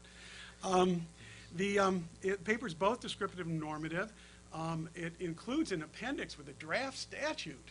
Isn't that cool? I remember once doing an empirical study which examined a definition that I was talking about it last night at dinner that Cass Sunstein have done in pornography, and showed that that his definition didn't work in classifying even the work that he specifically targeted, a particular picture from Hustler, wasn't pornographic under his test. And his comment to me afterwards, I'll never write a law review article with a draft statute attached again. And so you violated that, but I actually think that's good because it allows people to see whether the thing works or not. You argue your proposal is better than current. I think you're very successful at that. Basically what they have now is a complete mess. And the paper goes very nicely into why courts will take things, why they won't defer, and much more in the strategic behavior of lawyers than you gave in your talk. Whether it's the best of all possible solutions, I don't know enough about courts to know that, but no other solution seemed to me to be. Yours at least had advantages over some of the other possible solutions, so it may be the best. I thought it dealt nicely with strategic behavior. The case is going badly. You don't want to have plaintiffs be able to refile in the incorporation state and then get it transferred there to get another bite at the apple, but you got a 30-day rule, so I think that's going to deal with that kind of situation. I think the paper could have a bit more on agency costs. I mean, you have a lot of discussion of those kinds of issues, but a little more theory in bringing it in and fitting it in within the literature. Descriptive part, I think, shows very well this is not just a Delaware problem. I think that works very nice. Basically, your basic charts are fine. The problems I had were really when you did the logistic regression analysis. And unfortunately, this would be better done on it with PowerPoint, but I'll get into it a little bit. So you say foreign incorporation, that is in another state, had a large effect that was significant 10% level. Foreign incorporated firms are 1.5% more likely to experience multiform litigation. This was done with logistic regression. Logistic regression doesn't compute likelihood, and you actually can't convert it. You can only convert it to likelihood at particular points along the curve. You can't actually make a generalization. It computes log odds. And a 1.5% log increase in log odds or in likelihood is not going to be significant with 98 cases. And I don't know whether 1.5 was your coefficient. If 1.5 was your coefficient, that's a 1.5 log odds. That would actually be a 300 and that would be something like a 348% increase in odds. So that's probably what you had in that, not a 1.5 increase. That sounds much better. Yeah, it is. And, well, it gets worse. I'm sorry, that's probably what's going on. Well, think about it. When you see a polling in public, they'll say margin of error 3% or 4% or 5%. So if you have a sample of 600 and you've got something that's almost equally 50-50, you need 3, 4, 5% differences to get significant. When you have 600, you have 98. There's no chance you're going to get significance. And then you've got a figure 1 showing probability of multiform litigation by the value of the merger, and it goes up to $70 million on the chart. But all your mergers start at 2.9 billion. So everything on the chart is not within the scale of the thing you have. You have a likelihood of multiform suits as being 70% for the smallest deals, and then you say it goes up 4.4% for every billion. So if you went up from a small deal to a deal 20 billion more than that, you would have an 88% increase over that 70%. In your probabilities, and that's 158% probability. Dan's sports analogies, is give 110%. Well, you could give 158% chance. I could go on with these kinds of things, but there's basically the 3 pages on logistic regression are a complete mess. Now you've got plenty in your charts to show you're right. So it doesn't go to the worth of the paper. It's very fixable. I'd be very happy to help you fix it, so we can proceed on that assumption. So I think that the raw data shown in the table show that you're right. I think that the proposal is a highly plausible one. I think it's well presented except for the logistic regression, and I'm happy that you tried to do it. And I know the feeling of before I went to graduate school to get a PhD. Trying to figure these things out, so I understand that, and I'd be happy to help you fix that one small part of the paper that is a mess. Okay? Now don't you wish it had been the judge who had... Thank you, Jim, but we were told there would be no mag. So, all right, I think we have come to the end of the panel, and we have at least about 20 minutes of Q&A time. So let me return here and turn to John. Yes, a question for Josh, which I don't think Mike brought up. My question to you is a counterfactual one.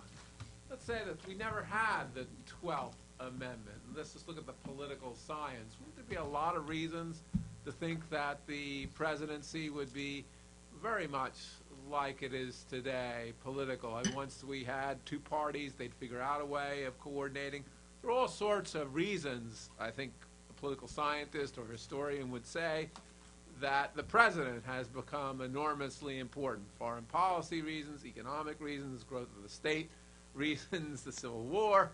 We could just give a huge list, none of which are connected to the 12th Amendment. So isn't that also a problem for your claim of transformation, to think of the counterfactual?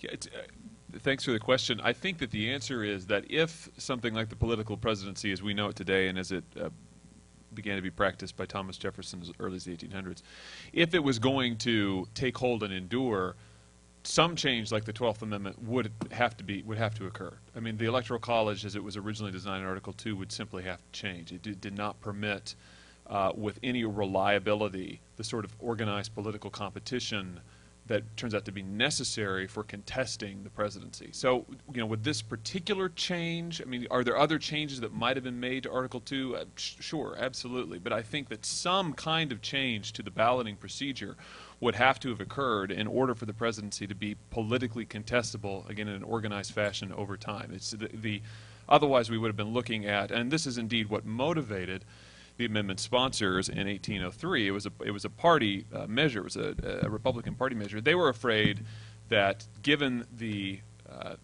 rise of organized political competition, the Electoral College would just misfire constantly, because there were so many different ways, in fact, that it could misfire. So I think the answer is that some change would have had to. It's difficult to imagine a political presidency without a change along the lines of the 12th Amendment. So I think that at the very least it was necessary to both facilitate and constitutionalize the practice. What would have happened if we hadn't have gotten it in 1803, 1804 is hard to say, but I think change at some point would have had to have occurred. If I could follow up, and actually it's partly building on John's point, but partly building on Michael's comments earlier. So one worry that I often have about claims that some amendment is transformative in the sense that it should be seen as transforming the law of some particular provision is it's indubitably transformative, and it was intended to transform the Constitution. The framers clearly intended it have balloting separately for president and vice president. But they didn't say anything about the removal power. They didn't say anything about anything else, any other transformation. They could have. I mean, even back then it was pretty difficult to muster the 2/3 majority, 3/4, but that could have been a good opportunity. But they didn't. So why not say that it transformed precisely as much as they put in the text, and no more? Returning again to the statute of frauds, that, they wrote something. It's true they didn't have an integration clause, but maybe they didn't think that was necessary. They wrote something. That's what it transforms. And as to that, no doubt it's transformative. As to anything else, they didn't mean to transform it. Why should we think that it transforms anything? Well, I mean, a constitutional text is often transformative beyond the narrow intentions of its particular. Not just narrow intentions, but narrow text, right? They said there are parts of Article 1, Article 2, that they were clearly transforming. Yeah. There are other parts that they could have transformed. They could have said something about the removal power. They could have said things about various things. They didn't. So I realize that some amendments have been read as casting penumbras and emanations and such, and some of them actually pretty popular even among the group here. But why should we think that? Why shouldn't we just say that the transformative impact of the amendment is limited to its text? Well, I think maybe there's two questions there. As to why it was transformative in practice, my answer is the same as I gave just a second ago. I think that oftentimes amendments can be transformative. Constitutional text is transformative because they have implications beyond what the drafters could have foreseen. Look at the 14th Amendment, for example. So now there's a separate question as to whether or not we ought normatively to read the amendment, and this is, I think, going to Michael's point. That's the question I wanted to ask. Yeah, so whether we should read it in a way as to bear on current questions. Let me just make recurrent controversies. Mentioning the intentions, actually, the drafters. Thomas Jefferson was asked by a member of the legislature in 1803 why he had not proposed an amendment or backed an amendment to authorize the Louisiana Purchase. And interestingly, his answer was the 12th Amendment. He thought that the 12th Amendment verified, authorized, gave him authority to do so. So the 12th... He was kind of an interested party, right? Oh, this well, isn't exactly the declaration of interest we're getting here, right? my point is that even the amendment sponsors and backers, principally as Republican backers in the House, saw it as doing something more than just adjusting the voting mechanism. They saw it as affecting a very important, solving an important constitutional problem, which was that we've ended up with a presidency that is actually quite robust, or could be used in quite robust ways to have very significant political effects, but yet it doesn't seem to be a terribly democratic office. And there's the problem of the Electoral College consistently misfiring. So how are we going to correct those things? How are we going to connect the president to the people, which was the Republicans' overriding objective, and the 12th Amendment was their answer. And I think as to why we ought to read it normatively in some cases, I think it's because, or at least one answer is because it does change the structure, I would argue, by connecting the president to Democratic majorities. It does, in some sense, change the structure of the constitutional system. It makes the president a representative institution. And I disagree with Michael on the salience of that fact to Chief Justice Taft's argument in Myers. I think actually that is the linchpin of his argument. The president is a representative, is just as much or more, he says, more of a representative than Congress. Why? Because only the president, he says as a former president, represents all of the people. This is an argument that simply could not be made in the original Article 2. And you'll see the court making some very similar arguments in the treaty negotiation context, for instance, about the president's ability to negotiate without any Senate oversight and then to conclude executive agreements and enforce them with no congressional input at all. And what you find the court doing is it fumbles around in cases like Curtis Wright, and then later is it continually points to the presidency's representative character. The president represents the voice of the nation. The president speaks for the nation. The president alone represents all of the American people. These arguments, again, could not have been made, I think, before the 12th Amendment. All right, other questions? I have a question for Randy. So you're making the argument that in order to decide whether or not a president or precedent should stand, judges have to you have to figure out or make clear what a judge's interpretive theory is, and then also be aware of what his normative premises are. I'm curious as to whether or not what interpretive theory or normative premises you think are correct, and do you discuss, and whatever they are, do you discuss that in the paper? I don't. It's a good question. Is either of these working? This one? Okay, this. Yeah, it's a really good question. I mean, the short answer is I don't have an interpretive theory yet. I'm working on it.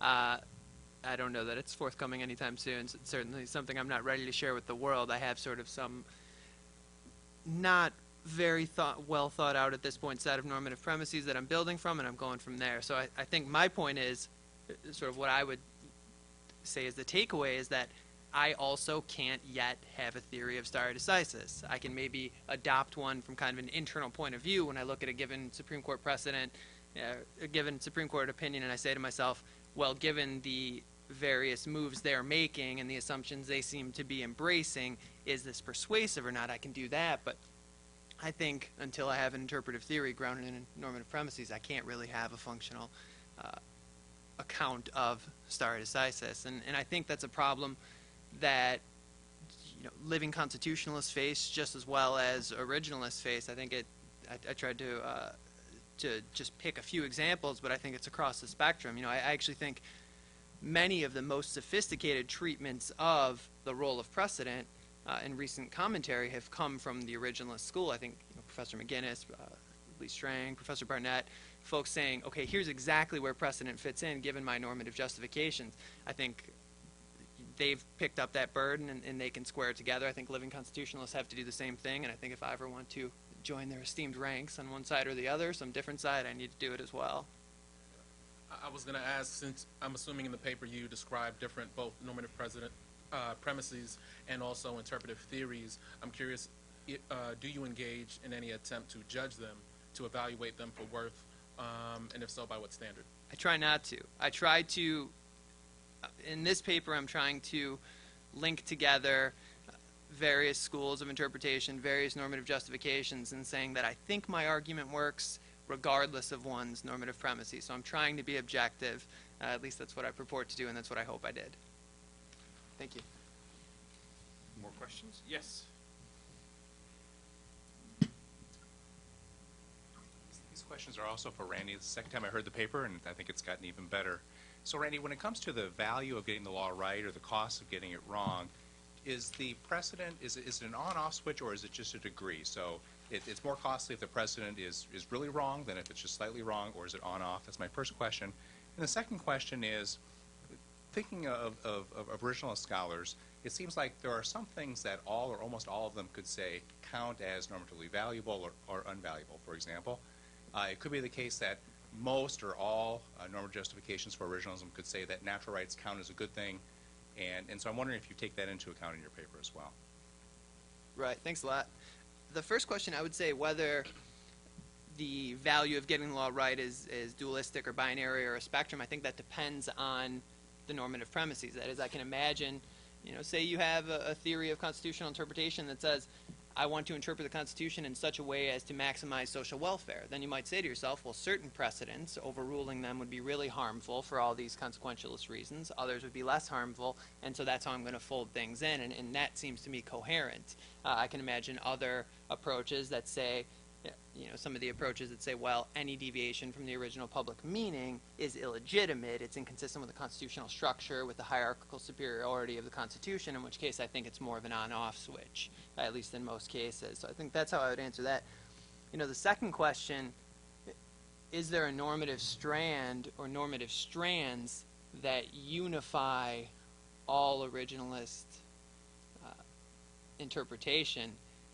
That's a good question. I don't think I have an answer for that. It seems to me like a bigger question than stare decisis, than precedent. Is there some sort of commonality across normative justifications? And so that's something I'll definitely want to think about more, both in terms of constitutional theory and in terms of stare decisis.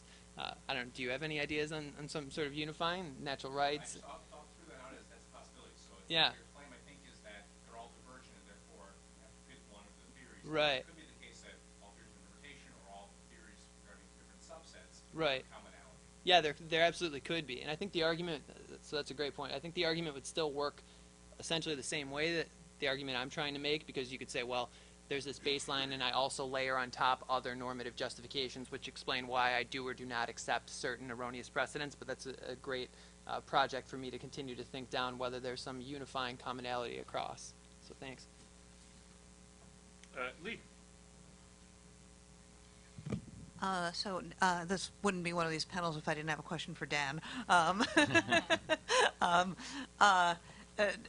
First of all, Dan, I'm wondering if you want to say something about Jim's "so what" question.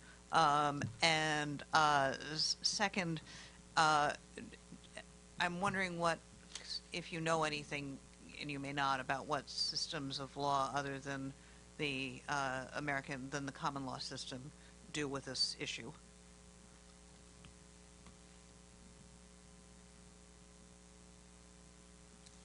Great. So on the "so what" question, that's definitely still developing, but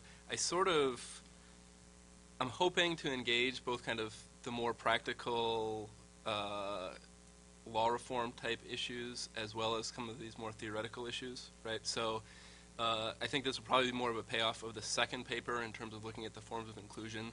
And the "so what" in the law reform sense would be both some of the So I guess there's a descriptive aspect to this and a normative one, right? So some of it is sort of explaining why we see so many different forms, right? But then there's a second question of, well, is this justifiable to have all of these? Is there some good functional reason why we do this, or was it just path-dependent, a relic of feudalism, et cetera, right? But then within each doctrine, right, so say like take easement law or lease law, right, there are particular sub-doctrines, right, so misuse in easement law, which Lee has written about, right, or even the implied warranty of habitability in lease law, right, and those doctrines rest on certain justifications, right? So some of what I'm going to be saying, I think, might have implications for, well, is that a good justification, right?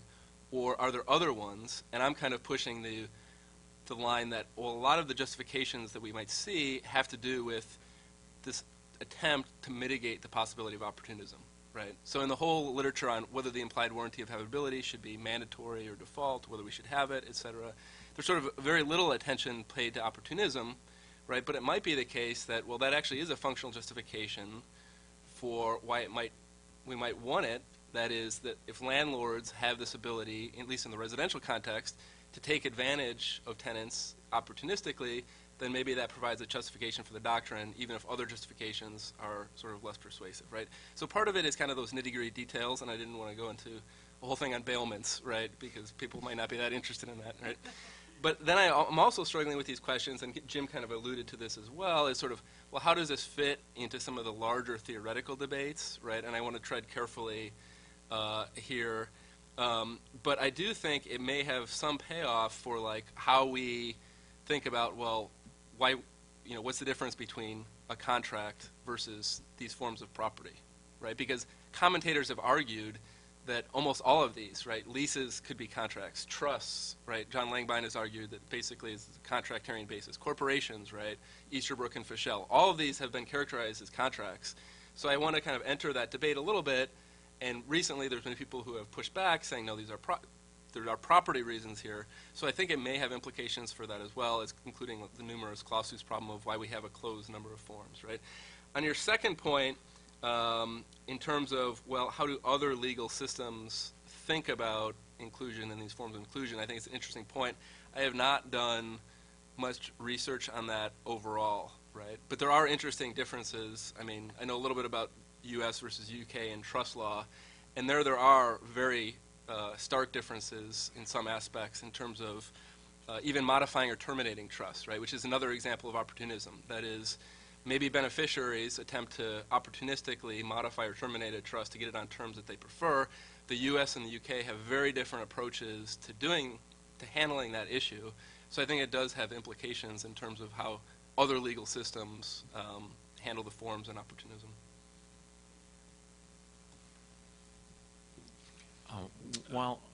Yeah.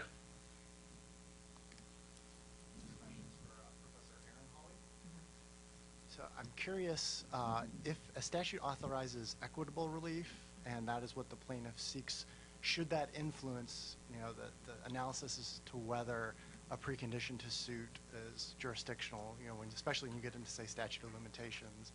And in the same vein, if Congress charges an administrative agency with sort of working out the details of the time, place, and manner in which suits can be brought, should that sort of affect the analysis as well? Because one could sort of argue, well, maybe that indicates they didn't really mean to take a hard stand when they say they put the statute of limitations out there, and so there could be equitable tolling or things of that nature. So with respect to the first question and sort of looking to see whether the form of relief, I think the question is, might have an impact on how the statute should be interpreted as speaking to jurisdiction or not. As an initial matter, I need to think about this more. It's a good question. But I wouldn't think that the form of relief would necessarily have bearing. Certainly equitable relief, injunctions and the like, can be perceived as more disruptive of governmental functions. But on the other hand, when you're actually paying money out in some of these sorts of suits, that also implicates the core sovereignty of the government. So as an initial matter, I wouldn't think that the form of relief sought would have a bearing on whether or not the statute would be jurisdictional or not. And then with your second question, I may need to ask you to clarify, but in terms, could you do that? Thanks. Sure. I'm just thinking of, if you have something like the EEOC where they're very involved in sort of when lawsuits can be brought, and you also have a statutory, you have 180 days, say, to file a suit. If they're delegating a lot of these details to an agency that has some discretion, one could at least sort of make a facial argument that, well, then we should treat these things as subject to sort of equitable tolling, or at least, there's not necessarily a strong reason to say Congress meant this as sort of a hard line, like at 181 days, you're just out of luck, no matter the circumstances. I think that's a good intuition, and the court has done some of that, depending on whether a rule, a requirement, or precondition to suit is based in a statute or instead is a court rule. So, for example, in the Bowles case, Congress had sort of adopted the court rule of the 30-day filing deadline. So in that instance, the court said that it was jurisdictional. But there's another case, Contract versus Ryan, looking at the bankruptcy rules. And in that case, of course, the rules are not intended to enlarge or expand the jurisdiction of Article 3. So the court cites that and then says, since it's a rule rather than a statutory provision, we're going to find it to be non-jurisdictional. So I do think you see a difference between rules that might be crafted by agencies and statutes laid out by Congress. In your example, though, I think the statute itself provided for the 180-day limit. So I think you have a slightly different question there. And again, you would have to look at all the circumstances, but it might be that the entire scheme of administrative relief might provide for some wiggle room, for lack of a better term, to find a statute non-jurisdictional. Can I ask a follow-up question? Absolutely. I'm not a proceduralist by any means, so it may be that what I'm proposing just doesn't make sense, in which case please let me know. But my sense is that Congress sometimes really, really wants to constrain the courts in certain ways. And in other times we might say, even if it doesn't want to constrain the courts, it's really important to have really crisp, right-line rules. But there are lots of situations where Congress is very happy to just leave stuff to the courts to figure out in a sensible way, and then go back and fix it up if necessary. Not fix it up through Article 5 amendment procedures, fix it up through normal litigation. So there are times when it specifically says that. Rules of evidence, you guys make it up. The Sherman Antitrust Act, at least the court has interpreted probably pretty sensibly, you make it up. Religious Freedom Restoration Act, we're going to say substantial burden, we're going to say strict scrutiny, you guys have been making up for a long time. You can make it up some more. And it's not like we're delegating lawmaking power to you. We're an Anglo-American common law-based system where you have had plenty of lawmaking power. Admiralty law, you've always made up the tort law there. Go right ahead. So if that's so, my guess is many a legislator might say, I like the idea of a statute of limitations. It's good, but I'm sure lots of things will come up. What if there's a hurricane? What if there's a civil war? What if there is inequitable behavior on the part of the other side?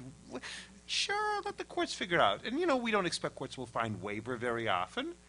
So if they find a waiver, let them find a waiver. And if we do think they're finding it very often, we can then fix it up later. So that would counsel in favor of the courts when it comes to matters that are of procedure, which courts generally have much more knowledge about than legislators, thinking, unless the legislator really does tell us, hey, we're taking this very seriously, we're trying to constrain your power, so you better understand that, we're going to just go right ahead and keep making up the law subject to legislative override should they wish to, because that's probably what a reasonable legislator, that's probably a reasonable division of power between legislators and judges who legislators know more than legislators do about civil procedure or criminal procedure even. So that system has some intuitive appeal. I like that idea, but I think where it may run into problems is that it does give courts a great deal of discretion and leeway. And I think that discretion and leeway may be problematic when we're talking about Article 3 jurisdiction.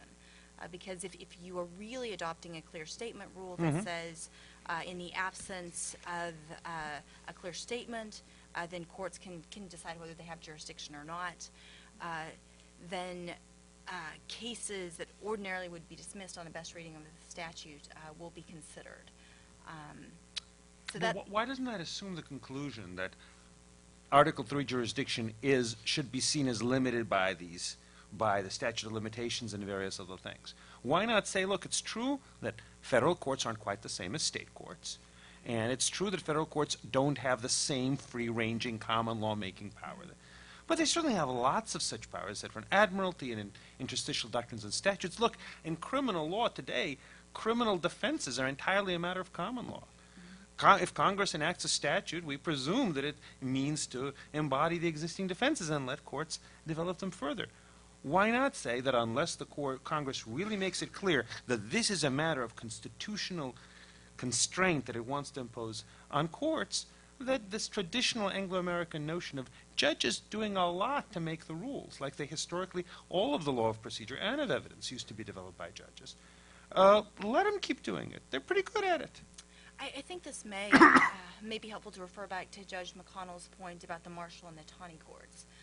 And those courts, especially the Taney court, took a very narrow interpretation of Section 22 of the Judiciary Act and all of the requirements that a case be docketed within the next term and those sorts of things, very procedural, very mundane, very court-like sorts of situations.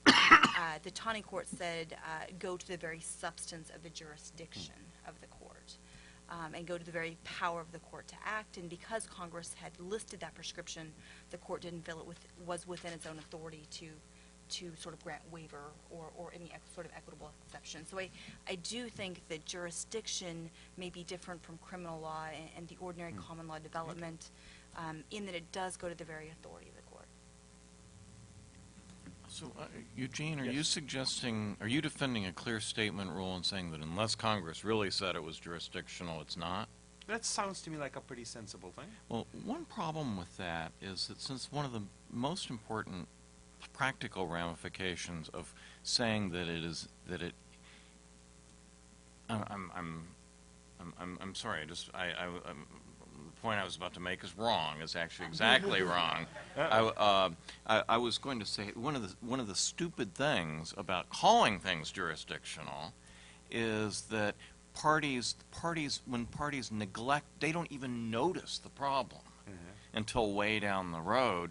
That's when it has the most impact, which means it's the most trivial, inconsequential problems that have the greatest practical impact. And actually, I was thinking that was a counter to your proposal, but as I start to speak, I realize it's actually a benefit to your proposal to make as few of these things jurisdictional as possible, because they really wreak havoc. I have a takings case in the Supreme Court right now where the United States government discovered after the filing of a petition for rehearing in bank that 5 proceedings, and through the department, 2 in the Department of Agriculture and the rest in the courts, all were without jurisdiction, and they had never even noticed it before. And now we're in the Supreme Court on the jurisdictional question. So, what a mess. I think our time is up. So thank you very much to the panelists and including the commentators.